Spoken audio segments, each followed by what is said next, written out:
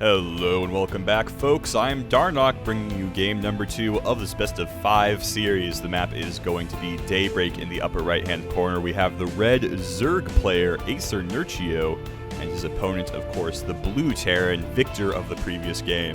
That is Lucifron, and man, that was a cool build from Lucifron. As soon as I'm done casting this series, I'm going to go back, watch that first replay, and take some notes, because that looked like a lot of fun. Such a greedy build, too, coming out from our blue Terran player. And I am intrigued and excited to see what he decides to do on this map, because Daybreak is a little bit larger than Ohana, a bit larger, actually, I would say. It's not massive, it's not a huge difference. It's not like Steps of War versus Crevasse or anything like that. But, oh my god, I forgot about Steps of War. That map, I just have to think about how silly StarCraft 2 used to be, like during the first couple seasons of the Open GSL tournaments. There was some silly stuff going on in terms of builds and maps and unit balancing and all sorts of stuff that was exciting. But anyway, back to my point. So this is a larger map, which makes greedy builds like the build that Lucifron did in the previous game a little bit better, because they're just safer, because the amount of time from when your opponent is able to scout what you're doing and actually get stuff over there to react and deal with it is longer. The longer the map is, obviously, because of greater travel distance, so it makes it a longer time to scout and a longer time to actually get those units over to where you want them to be. However, Lucifron has already done one incredibly greedy build. I don't know if Nerchio was allowed to look at the previous replay, and if he was, whether he did look at the previous replay or not. But he should have, even if he hasn't actually seen it, he should have a sense of, okay, Lucifron was cutting some corners. He was taking some risks. And maybe I'm going to be able to abuse that this game. So Lucifron might want to go for a more safe build. And this is actually a very interesting build. Wow. Okay, Lucifron, you are such an interesting man. I need to take you out to coffee sometime and learn more about you, because he went for a command center first, and then a refinery, and then a barracks. I almost said a barracks, and that would have been silly. But so command center, refinery, barracks is a really interesting order of those 3 buildings, because those are like the first 3 buildings you build in the game, right? Excluding supply depots. I know you built supply depots before any of that, but those don't count. This is basically the least common order to build this trio of structures in, so this is pretty interesting to me. I mean, he's already up to 100 gas, so I'm interested to see, is he going to follow this up immediately with a factory? I think so, and yeah, the factory is going to go down. So he's just sprinting for that factory after he gets his command center up, and I wonder, are we going to see a reactor pop out from this barracks? And we are. Okay, so this is an interesting twist on the Reactor Hellion Fast Expand, in which it's a Fast Expand Reactor Hellion. you flip those 2 parts around in the execution, and I'm not sure how much I actually like it this time. I mean, again, it's a cool twist. This is a very snug supply depot right there. It's cuddling up with its barracks and factory parents. It had a nightmare.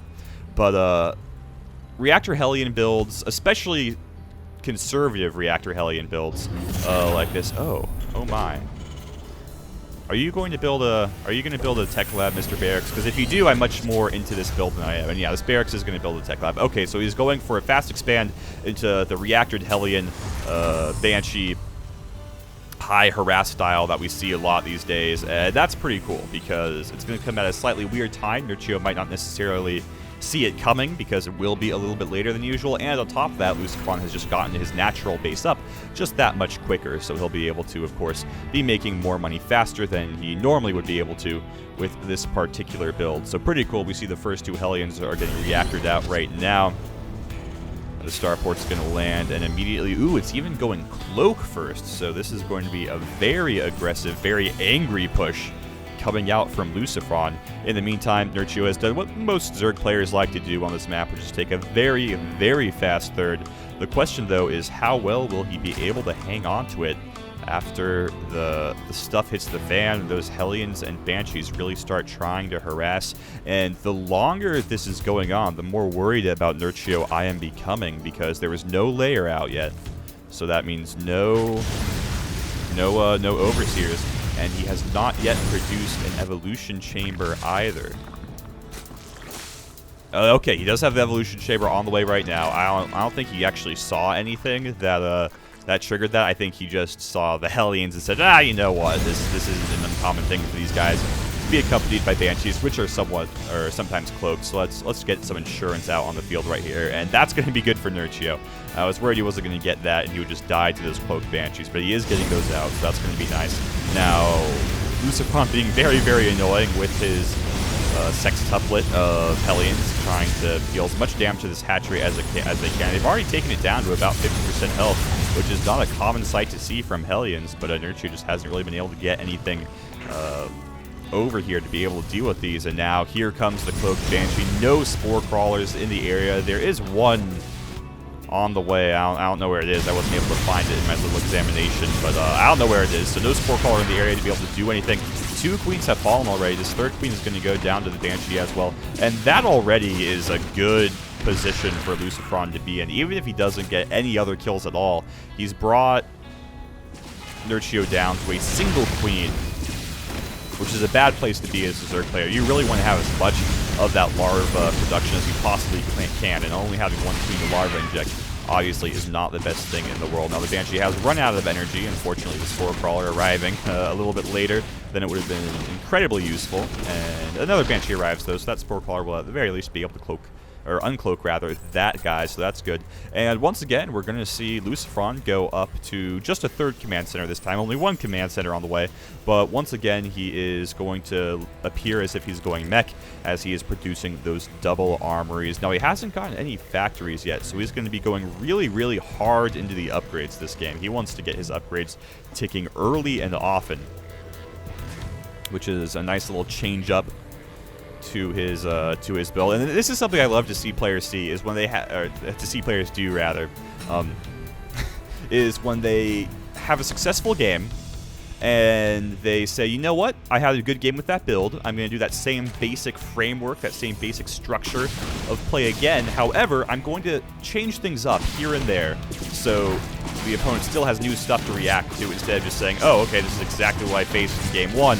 Let me try these different ways to deal with it, and eventually be able to, of course, hit upon a strategy that works. And then the player who was doing his solid build too many times in a row does end up losing at least one game. However, this time Nerchio just changing up the orders of things here and there to keep Nerchio on his toes. I think I may have said Nerchio was changing up the order of things. I, of course, meant Lucifron is changing up the order of his build here and there to throw Nerchio off his toes. Throw him off his toes. Yeah, that's a phrase. I do that way too much. I combine phrases all the time, like keeping him on his toes and throwing him off his cool or something. I don't know what that second one was going to be, but whatever. Now we see that the refineries are going down over here at the 3rd base. Unfortunately, they aren't going to be really in a usable position until this Overlord is dealt with, which Lucifron is neglecting to do, so that's going to be fun. And uh-oh, those Hellions are running into a line, an unbreakable wall of roaches. They're going to have to fall back. And now we see the roaches moving out across the map. Where will they go? They might just want to try and see if they can get a couple of free refineries over here. The Overlord, of course, finally going to be slain by this Viking. It is holding its ground, going to be spewing its goop on the floor as long as it possibly can. And we're going to see these 2 refineries go down. Very sad, but well, you know what? It does happen. The Banshee's going to react as quickly as they can, but I do not think it will be in time. Refineries actually have a surprising amount of health, but still, one refinery is going to go down. The second one going to be set on fire. The roaches, though, backing out. Don't want to sit under that hail of rockets that the Banshees are producing 1 second longer. And is this an Overlord going to come over here and start spewing creep again? That would actually be really, really funny if Nerchio was able to delay that 3rd base for so long. And it is going to start doing that, so that's actually kind of funny. I really enjoy that. It's not as centered as I would like it. There we go. Nerchio is going to reposition it just a little bit. Much better. And that 3rd command center not going to be allowed to land quite yet. Throughout all of this, Nerchio is getting chased around by these Banshees, and it looks like he's been setting up for a big roach timing attack. Do they have any upgrades? They have +1 attack. No armor yet, though. And I think this would be a good time for a timing attack, though. really all Lucifron has going for him in terms of units that can actually deal with those roaches are, well, now it's 4 Thors, and soon it's going to be 4 Thors and 3 siege tanks. So if Nerchio had hit like 30 seconds earlier, that would have been a good time for a timing attack. Unfortunately, he's not going to be able to make that happen, and Lucifron is going to get away with his greediness once again, which we saw how that turned out the previous game. So things may start taking a downturn here for Nerchio. Now he's still just losing stuff to these Banshees. He really needs to get an Overseer or something in the area. Please tell me that's what this is. No, it's just a Corruptor, which isn't going to be able to do anything against the Banshees until they get some detection over there. So unfortunately for Nerchio, those guys aren't going to be too much useful right now. Now the Overlord has been killed. Nerchio, though, doing that little trick where he's burrowed some, or a single roach rather, into the goop. So the goop will recede. Lucifron will say, oh, hey, I can land my command center now. And then, of course, he will not be able to until he wastes a scan over here. So once again, we just see Nerchio really keeping Lucifron down in terms of the income. You see Nerchio's doing 600 minerals per minute better than Lucifron has been. And Nerchio poking forward here can't really get anything done, as there is some nice siege tank coverage. And he's going to get some free shots on this command center. This orbital, the roach does get scanned and killed. But now we see infested swarm eggs going down to block that orbital command. Some miss micro here from Nerchio, though. Just takes a lot of damage to these Corruptors without really doing anything. And Nerchio producing creep once again with an Overlord. How many resources is he willing to throw into this? How long does he really want to keep this third base? Now I guess technically this fourth base. Though this base isn't going down yet either, because there is yet another burrowed roach in the area. And this is really funny to see. Nerchio has gone up to 5 bases right now, whereas Lucifron only has 3 that are currently mining, just now going to be 4, as he is oh so ever finally able to get that third command center on the ground. Now we see a huge fungal going down on a lot of these Hellions. Unfortunately, Nerchio unable to capitalize on it. And he's going to poke forward over here. Supply depot wall going to get in his way for a little while, but it's not going to take very long for him to break that down. However, at the same time, Lucifron going in for a counterattack here. And could we see a little bit of a base raise? I think it is very possible. So we see some of Nerchio's units pulling back over here to fight the fourth. The third base getting slowly whittled away by these roaches as well. But we see a huge group of mechanized forces here from Lucifron. Once again, just trying to break down that front door as quickly as they possibly can.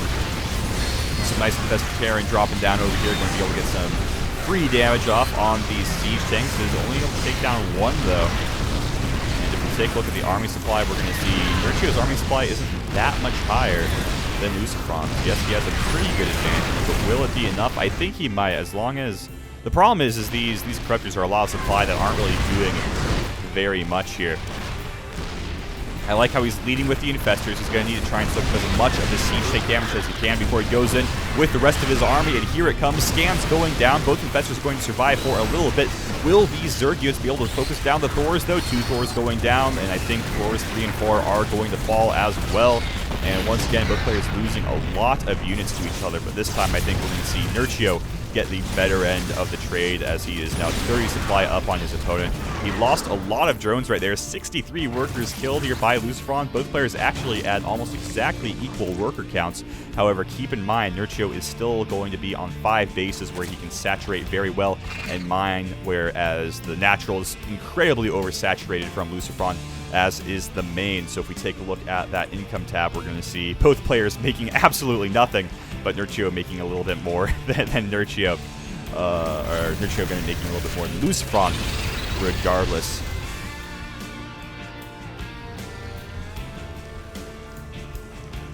And Nerchio poking forward across the map. Actually has a lot of drones with this attack force right here. I think more drones than actual combat units, which is an interesting decision to see. And once again, Nerchio generating creep, always being annoying. And I don't think there's any anti-air units here from Lucifron. No, there are not. Uh-oh, there are a lot of SCVs getting over here. This could get a little bit messy if Nerchio was able to capitalize on it. Luckily, Lucifron is able to shoot those Zerglings away. with the Hellions. And Nerchio just sacking a bunch of Overlords here. I don't know if I like this. This might be a little bit silly losing that many Overlords. At least he pulls them back so he only loses a couple. He only loses 2, and that's not too terribly bad. And Nerchio, once again, just relying on being able to deny Lucifron any real mining to try and win this game. And that's a pretty good strategy, if you ask me.